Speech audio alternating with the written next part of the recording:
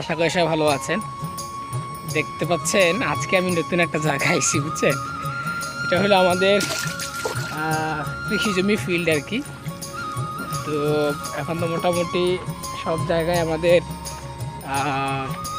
ধান কাটার একটা মৌসুম চলে আসবো। এখন মোটামুটি আমাদের যে ধানগুলো আছে এই ধানগুলা মানে বের হওয়া শেষ হয়েছে আর কি। পাকা কিছু কিছু আপনার জমি আছে মোটামুটি মানে পাকার একটা সম্ভাবনা হয়ে গেছে, হয়তো বা আর 1 সপ্তাহ বা 10 দিন, কারা করে 4-5 দিনের মধ্যে হয়তো বা ধান কাটা পড়বো আর কি। ঠিক আছে, তো আমি আসছিলাম একটু দেখতে যে আসলে আমাদের এই জমিগুলোর কী অবস্থা দেখার জন্য। এটা হচ্ছে আমার মামার জমি। তিনি আমাদের আগে এই জমিটা লাগাইছিলেন আর কি। ঠিক আছে, ধানগুলো লাগাইছিলেন আগে। তো এখন এটা মোটামুটি পাকার একটা ইয়ে হয়ে গেছে। এটা দেখেন যে এটা দেখতেও মোটামুটি একটা সৌন্দর্য হচ্ছে। এখন যে সময়টা, এই সময়টা একটা আলাদা একটা বিষয় আর কি। ঠিক আছে, এটা হয়তো বা সর্বোচ্চ আর 4-5 দিন বা 1 সপ্তাহের মধ্যে এটা আপনার ধান কাটা হয়ে যাবে আর কি। তো এটার পাশেটা হচ্ছে আমাদের জমি আর কি। তো আমাদের মোটামুটি অলরেডি এটা বের হয়েছে। ঠিক আছে, এটা হচ্ছে আমাদের জমিটা। দেখেন, এটা হচ্ছে আমাদের জমি। এটা মোটামুটি ধানগুলা আলহামদুলিল্লাহ বের হওয়া শেষ। এখন এটা পাকার একটা সিলসিলা ধরবে আর কি, বুঝতে পারতেছেন।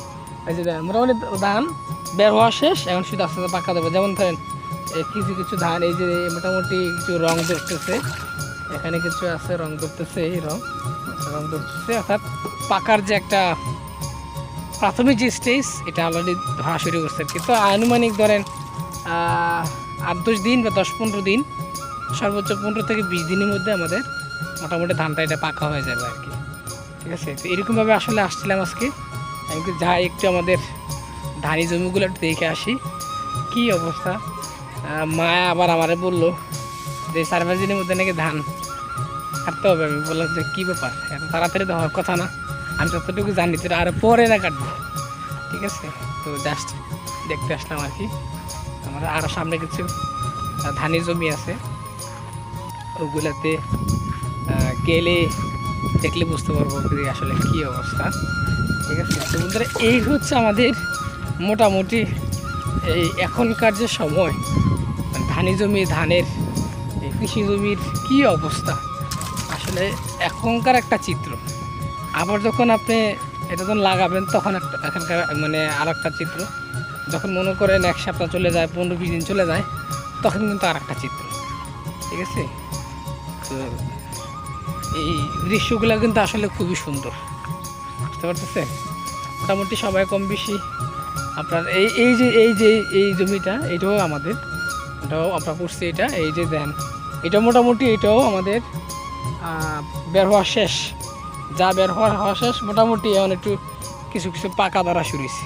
ঠিক আছে, এই যে সাইডে দিয়ে মনে করেন আপনার পাকা ধরছে, এই পাশে দিয়া দেন এই পাশে দিয়ে মোটামুটি পাকা শুরু হচ্ছে। এই যে দেখেন, এই দেখেন ছড়াগুলা মোটামুটি কিছু রং ধরছে, এই যে রং ধরছে। ঠিক আছে, এই যে দেখেন এই যে দেখেন এখানে। ঠিক আছে, এই পাশে দিয়ে মোটামুটি রং ধরছে, মোটামুটি মানে বের হওয়া শেষ, ধান বের হওয়া শেষ, মোটামুটি এটা পাকার একটা নমুনা ধরছে আর কি। ঠিক আছে,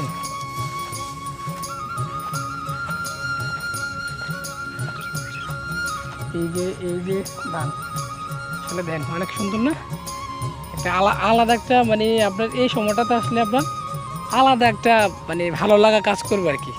ঠিক আছে, এই সময়টাতে, কারণ মোটামুটি এখনকার দৃশ্যটাই আলাদা, অন্যরকম। ঠিক আছে, গ্রাম বাংলার প্রকৃতিটা অন্যরকম একটা বিষয়। আর ধান কাটার সময়টাতে সবাই মানে কম বেশি মনে করেন আপনার এটার সঙ্গে যুক্ত থাকার চেষ্টা করি।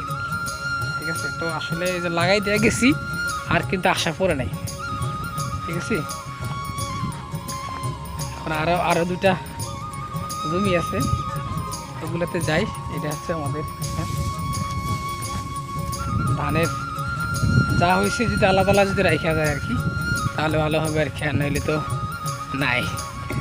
ঠিক আছে, তোদের এই হচ্ছে মোটামুটি আমাদের আজকের ব্লগ। আজকে এখানে শেষ করতে হচ্ছে। তো সব ভালো থাকবেন, সুস্থ থাকবেন। আর যারা আপনাদের ধানে জমি আছে বা এরকম ইয়ে আছে, আপনারা আমাদেরকে মেনশন করে জানাইয়েন যে হ্যাঁ আমাদের এরকম জমি আছে, আমরাও ধান টান করছি, ধান এই অবস্থা হয়েছে। ঠিক আছে, তাহলে এই জিনিসটা ভাল লাগবে আর কি।